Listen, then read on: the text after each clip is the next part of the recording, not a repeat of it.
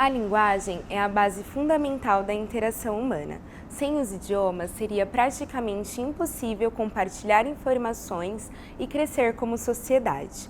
Por isso, existe um profissional que estuda a origem, o significado e a evolução das palavras. Assista a esse episódio do S-Profissa e conheça o profissional que tem textos, artigos e livros como principais instrumentos de trabalho.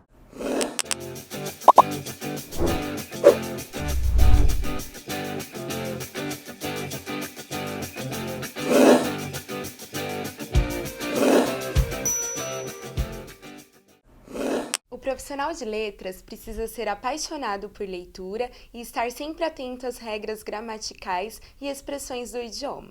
Ronilson de Souza Luiz é letrólogo, pós-doutor em educação e professor na Academia da Polícia Militar do Barro Branco. Ronilson, muito obrigada por aceitar o nosso convite.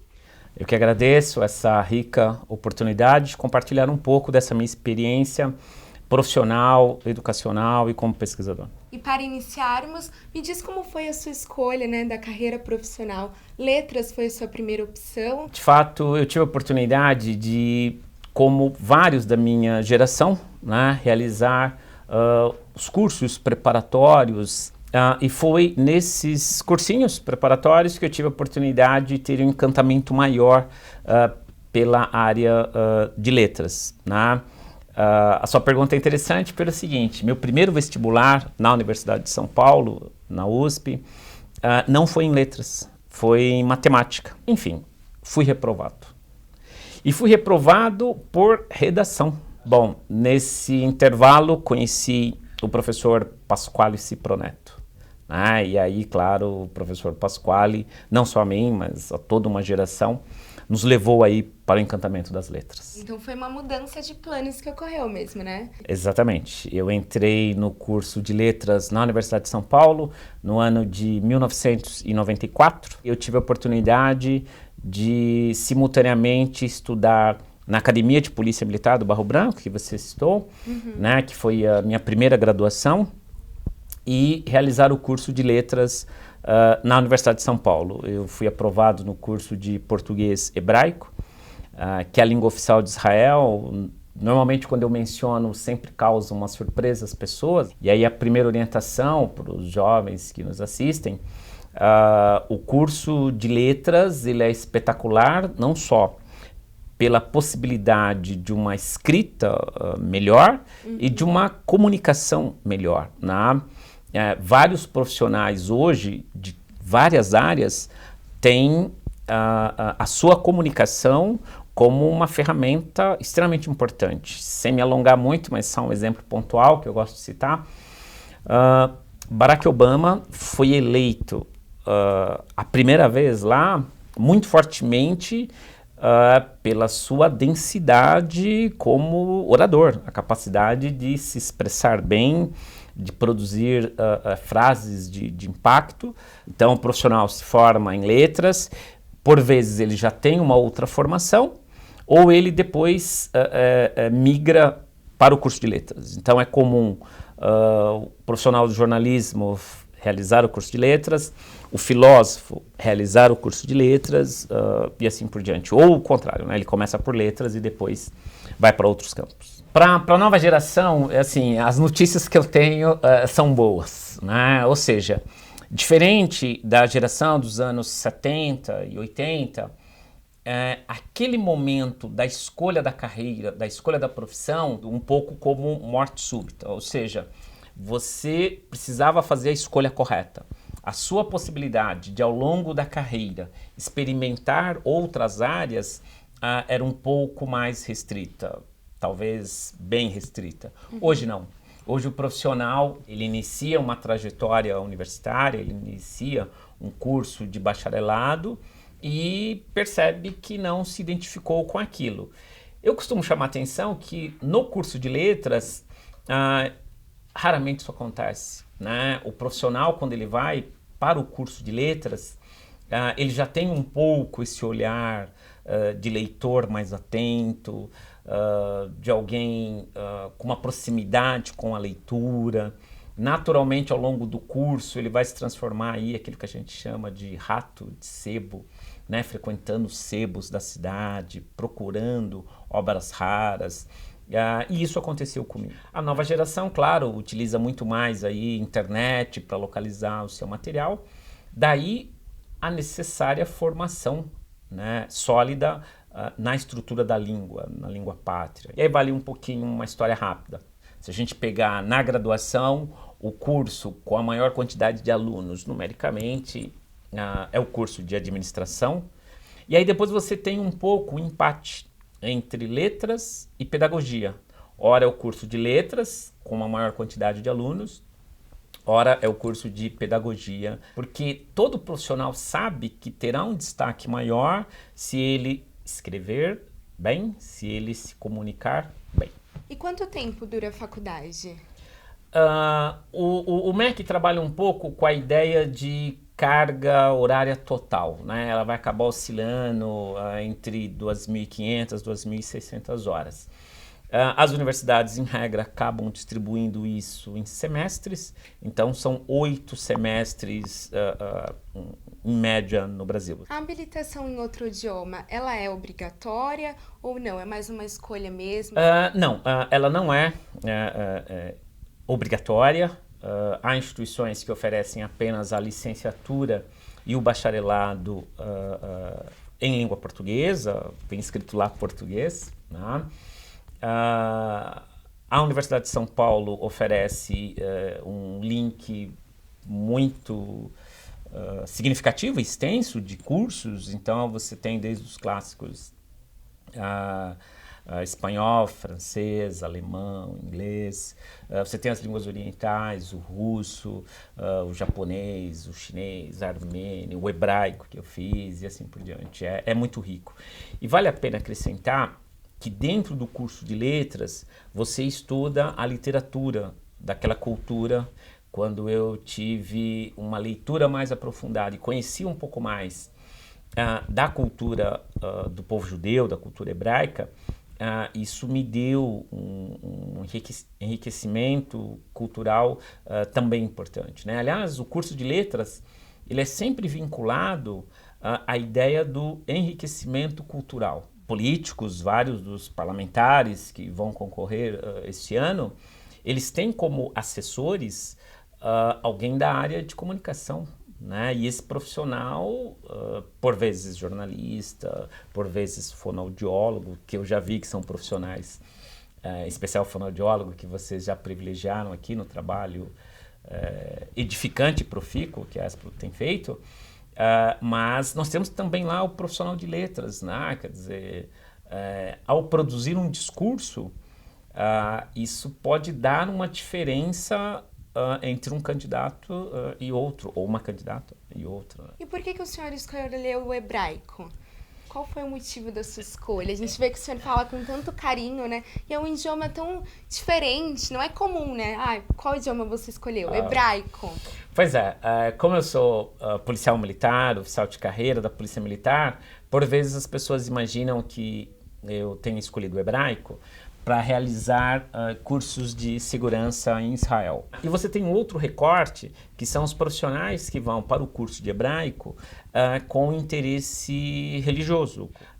Mas no meu caso não, efetivamente não foi isso. De forma resumida, eu costumo dizer que estudar a cultura do povo judeu corresponde pouco mais que estudar mais de 1/3 de tudo que o homem produziu na Terra, no planeta, no mundo. E aí quando a gente olha, né, as pessoas falam, professor, letras, a gente já imagina algo como escola, né, que está vinculado, o professor está ali, e não é isso, né? No caminho da letras a gente tem diversas oportunidades, e eu gostaria que o senhor destacasse um pouquinho mais, né, para os nossos jovens que estão interessados nesse mercado, que estão em busca mesmo dessa graduação, quais são as possibilidades que ele tem nessa área?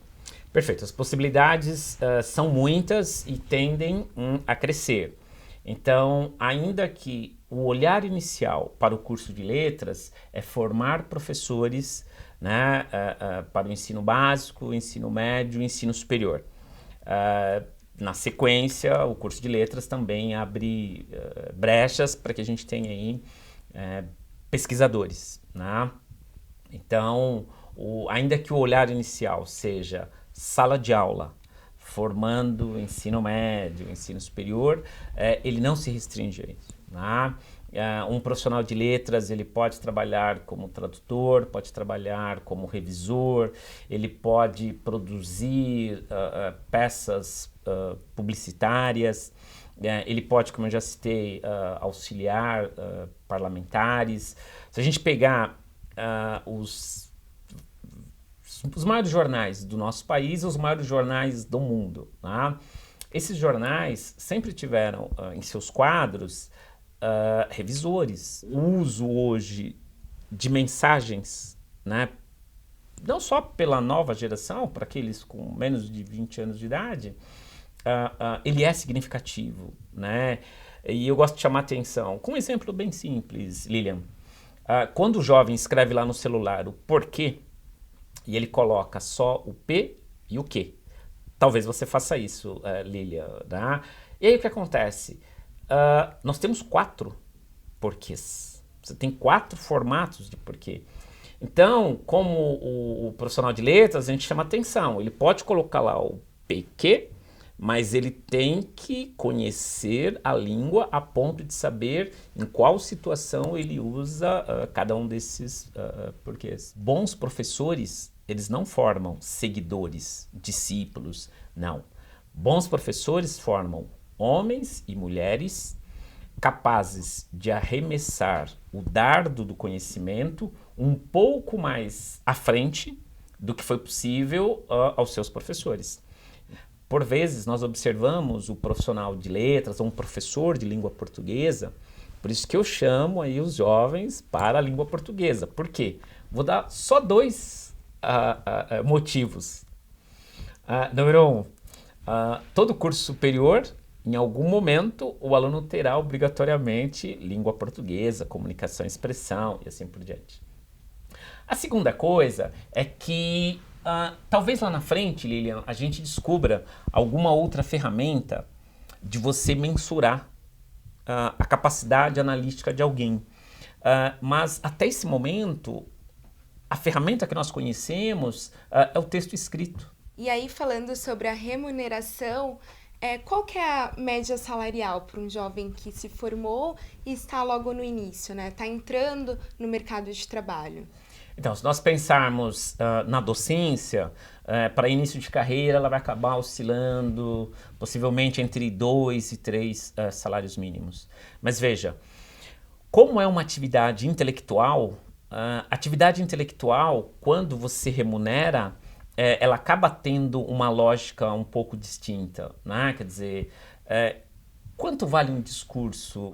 Ou se a gente quiser pensar num profissional que produziu o dicionário, e aí é algo que certamente os jovens que estão nos acompanhando ainda não sabiam. É de domínio público que quando você precisa de um dicionário, por vezes, você já deve ter reparado, Lilian, nós não usamos a palavra dicionário. Você diz assim, me traz um Aurélio, né? Quer dizer, a palavra Aurélio, entre nós, circula como sinônimo de dicionário.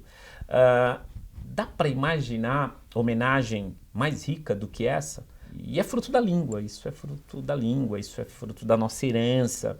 Isso nos permite comunicarmos com angolanos, moçambicanos, portugueses, nossos irmãos da Guiné-Bissau e assim por diante. Quais os desafios que o senhor encontrou durante a sua trajetória? Você sofreu algum preconceito no meio intelectual por conta da sua origem, da sua cor? Lilian, essa pergunta é excelente, porque ela me permite compartilhar um dos campos que eu tenho atuado também. Atuei na Polícia Militar como docente de uma disciplina importantíssima que se chama Ações Afirmativas de Igualdade Racial. Essa disciplina, de fato, dentro da Polícia Militar, em outros estados brasileiros, ajudou e tem ajudado a um novo olhar dos servidores públicos, né, dos policiais, para a sociedade. Com relação a esses desencontros, preconceito, racismo, essa questão que no Brasil agora ganha um pouquinho mais de força, por exemplo, o professor disse lá na frente, Ronilson, notei que você faltou no último encontro. E aquilo, entre os alunos, soou um pouco... Por quê? Porque nós tínhamos, naquele momento, poucos alunos negros em sala de aula. Então, o fato dele ter notado que eu não estava presente, fica sempre naquela margem cinzenta de que, bom, ele notou porque era o Ronilson ou ele notou porque era negro. Quero chamar a atenção também da estrutura de concursos públicos, né? Quer dizer, que o curso de letras também abre aí algumas portas. Prestar concurso público no nosso país ainda é uma significativa saída, e a gente tem várias pesquisas mostrando isso, de que negros, afrodescendentes prestam concurso público visando chegar ao ápice da carreira, visando a ter outras oportunidades. Então, assim, a minha resposta pontual à sua pergunta é sim, como outros irmãos e irmãs brasileiras, tive sim situações delicadas, situações constrangedoras, mas tenho trabalhado para que a próxima geração não viva, não passe um pouco pelas circunstâncias em que eu passei. Quando você citava da origem humilde, meu pai e minha mãe não tiveram oportunidade, como a gente tem hoje no Brasil, uma primeira geração com curso superior, mas eu tenho em casa hoje 4.000 exemplares, 4.000 livros na minha biblioteca. E para encerrar, qual conselho que você dá para o jovem que está aí, a escolha da sua profissão, está em busca de ingressar na faculdade? Qual é o conselho que o senhor dá? Qual é a dica que você dá para os nossos jovens? Então, sem nenhum exagero de expressão, o curso de letras, a semelhança do curso de filosofia, que já foi outrora carro-chefe das chamadas assim ciências humanas, é um curso que eu diria quase que um portal, né? Não há arrependimento no curso de letras. O profissional que vai para o curso de letras, a paixão dele ao longo do curso, né, ao longo do aprendizado, de conhecer as estruturas da língua, que não se resumem apenas à morfologia, sintaxe, não. A nossa língua ela é extremamente rica, né? E se expressar bem é uma ferramenta de trabalho que cada dia ganha mais força, né? Quer dizer, a gente tem por vezes debates, não, o livro vai acabar, agora nós vamos ler todo. Não, o livro está aí firme e forte. Não, os assinantes de jornal vão se desinteressar por isso. Não, nós teremos leitores, teremos cada vez mais leitores críticos, leitores que leem as entrelinhas.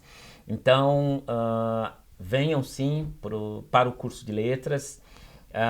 Além das várias possibilidades, um profissional de letras, ele sempre tem um olhar diferenciado dentro do público. Se tem que produzir um relatório, as pessoas meio que aguardam, não, o professor de língua portuguesa, ele vai redigir, porque ele vai usar as palavras corretas. Uma cena bem sutil. O Joãozinho vai pedir a Mariazinha em casamento, né? E aí vai lá conversar com o pai dela, aquela tensão, Lilian, pedindo a mão da moça em casamento, tal. Bom, quando ele chega lá, todo aquele preâmbulo, toda aquela recepção, e ele precisa produzir a frase. Bom, antes de produzir essa frase, ele diz assim para o pai e para a mãe da noiva, futura noiva, pretendente. Bom, nós estamos preparando já o nosso cafofo. O pai da moça vai ouvir e ele diz assim, não, eu e sua filha já estamos preparando um puxadinho. O pai e a mãe ouvem, olha só, cafofo, puxadinho. Aí ele pode usar a expressão casa, ele pode usar apartamento, olha, estamos comprando um apartamento na planta, vamos nos casar, queria autorização dos senhores. Mas ele pode usar uma outra palavra, Lilian. Ele pode usar a palavra lar, né? Quando ele virar para os pais dela e dizer, eu e sua filha já estamos construindo o nosso lar. O pai e a mãe vão ouvir essa palavra, a palavra lar, no coração do pai vai funcionar da seguinte forma. Bom, ele está me dizendo aquela casa bonita, com aquela graminha, a cerquinha do lado e agora vem a cereja do bolo. Eu, avô, segurando o meu neto. Então, quando ele diz, estamos construindo, preparando o nosso lar, essa é a palavra exata. Essa palavra que vai mexer com o coração do... Eventualmente, ele tem esse espírito do lar, só que ele usou cafofo, ele usou puxadinho, ele usou... Uma palavra que faz toda a diferença, né? Exatamente, Lilian. É isso. Nós agradecemos imensamente pelo senhor participar do nosso projeto do S-Profissa. Eu tenho certeza que contribuiu na vida de muitos jovens e a gente continua por aqui. Só está começando a nossa segunda temporada. Você que não se inscreveu ainda, se inscreva no nosso canal e fique ligado.